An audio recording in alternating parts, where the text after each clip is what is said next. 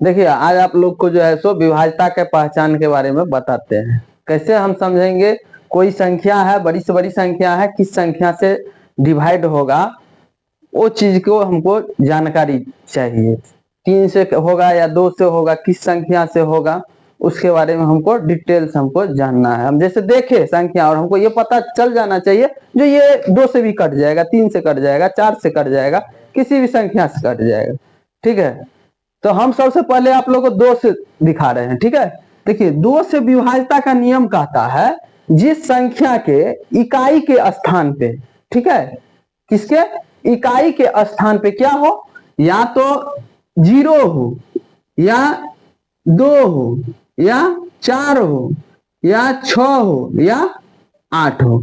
इस किसी भी संख्या में से 0, 2, 4, 6, 8 इसमें से कोई भी एक भी संख्या अगर इकाई के स्थान पर होगा तो वो संख्या किससे कट जाएगा, 2 से कट जाएगा। जैसे देखिए यहाँ पर क्या है, 2, 3, 5, 6। ठीक है, ये बड़ी संख्या है लेकिन इसके इकाई के स्थान पे क्या है, इकाई के स्थान पे क्या है, यहाँ पे देखिए क्या है, 6 है। तो इसका मतलब क्या, ये जो है सो 2 से विभाजित हो जाएगा। अगर इकाई के स्थान पे अगर यहाँ पे अगर हो जाता, यहाँ पर अगर हम कर देंगे, अगर 5 कर देंगे तो क्या होगा, विभाजित नहीं होगा। क्योंकि हम क्या बताए हैं, क्या होना चाहिए इकाई के स्थान पर, या तो 0 होना चाहिए, या 2 होना चाहिए, या 4 होना चाहिए, या 6 या 8, इसमें से कोई एक संख्या होना चाहिए तो ही जो है सो 2 से विभाजित होगा। यहाँ पर क्या आ गया, 5 आ गया, तो इसलिए लेकर के ये क्या होगा, नहीं होगा विभाजित। तो होगा क्या, जैसे देखिए 2, 3, 5, 8। ठीक है, यहाँ पे देखिए क्या हो गया, इकाई का स्थान पर कितना है, 8 है। इससे तो हमको क्या पता चला, जो ये 2 से विभाजित हो जाएगा। कुछ नहीं, बस इतना ध्यान में रखना है। क्या ध्यान में रखना है, 0, 2, 4, 6 और 8। ठीक है, चलिए अब देखिए 3 से, देखिए 3 से विभाज्यता का पहचान हम नहीं लिखते हैं, ऊपर में लिखा हुआ है, ये समझ जाइएगा। क्या समझ जाइएगा, जो 3 से विभाज्यता का पहचान है। ठीक है, देखिए 3 से विभाज्यता का पहचान ये कहता है जो सभी अंकों को जोड़ करके, ठीक है, उसमें किससे भाग दे देंगे, 3 से भाग दे देंगे तो वह संख्या में जो है सो 3 से वो विभाजित हो जाएगा। जैसे देखिए 5, 1, 3, 513 है। क्या है, ये 3 से विभाजित है, तो हम इसको क्या बोल रहे हैं, सभी संख्या को। 513 में कौन कौन संख्या है, 5 है, 1 है और 3 है। तो इस सबको हम क्या करेंगे, जोड़ देंगे। तो देखिए जोड़ दीजिए सबको, तो ये कितना हो गया, 5, 1, 6, 6, 3, 9, 9 हो गया ना।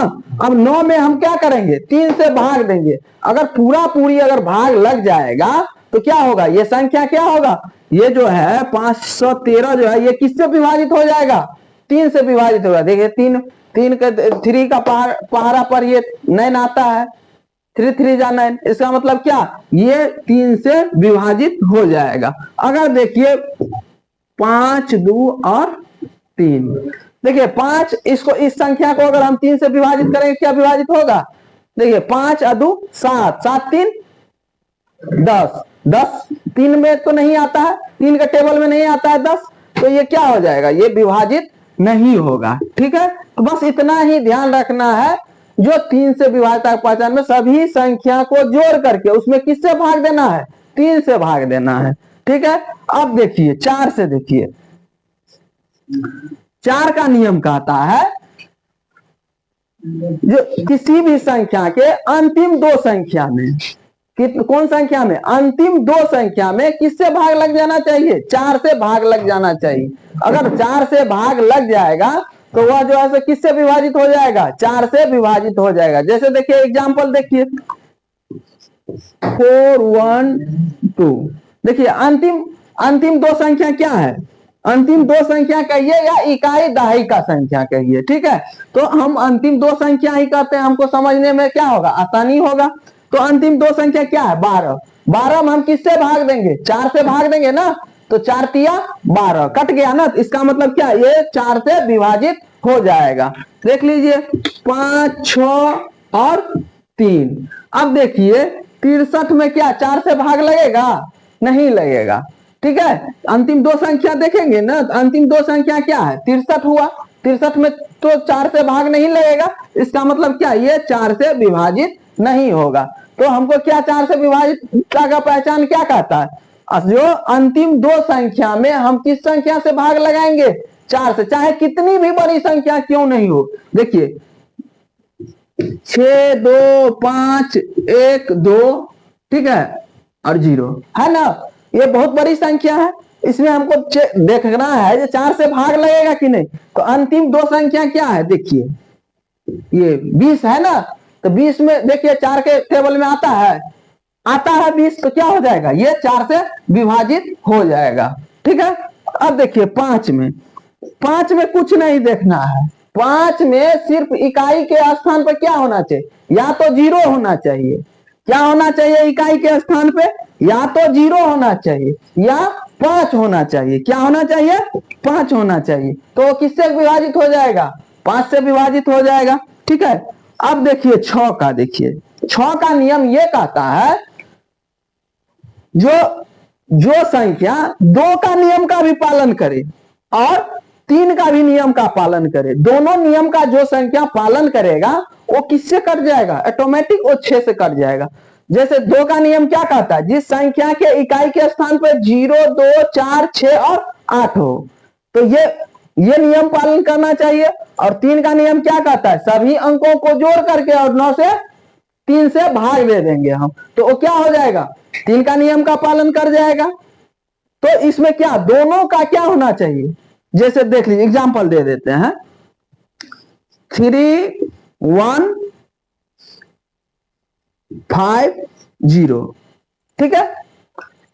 तो इसमें देखिए इसमें क्या कहता है? 2 का क्या कहता है? जिस संख्या के इकाई के स्थान पर 0 हो, तो देखिए 0 है, इसमें से कोई एक संख्या है ना, तो है ना 0 है, तो ये किससे विभाजित हो जाएगा?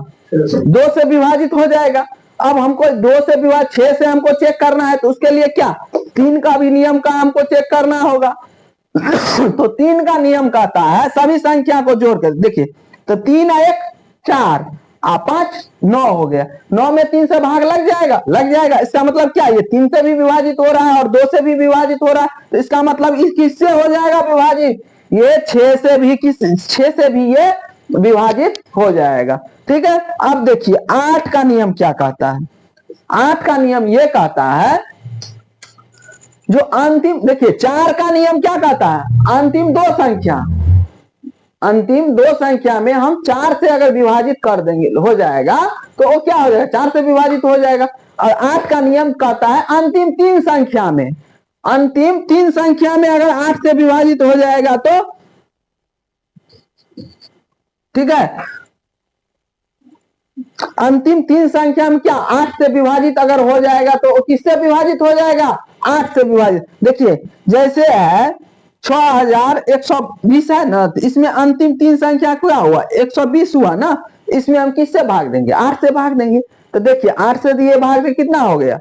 8 4 बचा 4 40 हो गया, 8 5 40, ये क्या हो गया? 3 संख्या में भाग लग गया। इसका मतलब क्या? ये 8 से विभाजित हो जाएगा, ठीक है।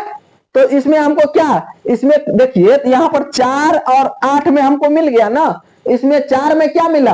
अंतिम 2 संख्या, और 8 में क्या करना है हमको? अंतिम 3 संख्या। अब देखिए 9 का नियम क्या कहता है? 9 का नियम कहता है जो सभी संख्या को जोड़ करके और उसमें अगर 9 से भाग लग जाए तो वो किससे विभाजित हो जाएगा? 9 से विभाजित हो जाएगा।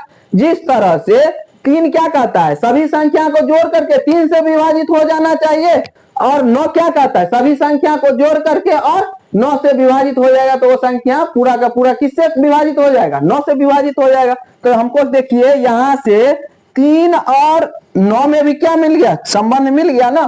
3 और 9 में क्या? 3 में आप ये ध्यान में रखिएगा जो 3 सभी संख्या को जोड़ करके 3 से भाग दे देंगे, और 9 में हमको ये ध्यान रखना होगा सभी संख्या को जोड़ करके और किससे भाग दे देंगे? 9 से। पूरा पूरी भाग लग जाएगा तो किससे विभाजित हो जाएगा?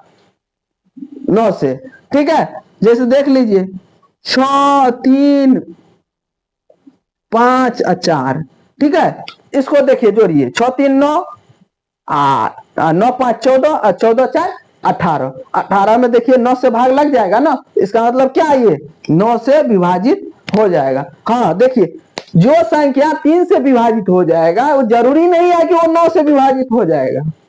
ठीक है, जो संख्या 9 से विभाजित हो जाएगा वो जरूरी है जो वो 3 से विभाजित हो ही जाएगा। ठीक है, और 10 में तो कुछ भी नहीं है। 10 में क्या है, 10 का विभाज्यता का पहचान आपको कहता है इकाई के स्थान पर क्या होना चाहिए, 0। इकाई के स्थान पर क्या होना चाहिए, 0। तो किससे हो जाएगा विभाजित, 10 से विभाजित हो जाएगा।